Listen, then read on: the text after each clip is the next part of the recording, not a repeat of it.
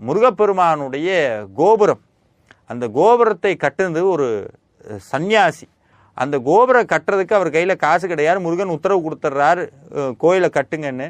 இவரும் கட்ட முனைக்கிறார். எங்கெங்கேயோ இருந்து ஜாமானம் வந்துக்கிட்டே இருக்குது. இந்த ஜாமானை கட்டி இந்த கோயிலை கட்டுறவங்களுக்கு காசு கொடுக்கணுமே, எப்படி கொடுக்குறது? இவர் சன்னியாசி, இப்போ இருக்கிற சாமியார் மாதிரி இருந்தால் பரவாயில்ல, இவர் உண்மையான சாமியாராச்சு. இவர் கையில் வந்து காசு கிடையாது, எப்படி கொடுக்கறது? முருகன் சொன்னார், ஒவ்வொருத்தருக்கும் பன்னீர் இலை விபூதியை கொடு, தூண்டிகை விநாயகர் கோயிலில் போய் திறந்து பார்க்க சொல். அங்கே தூண்டிகை விநாயகர்னு இருக்கிறார். அவருக்கு பேர் என்ன சார் தூண்டிகை விநாயகர்னா?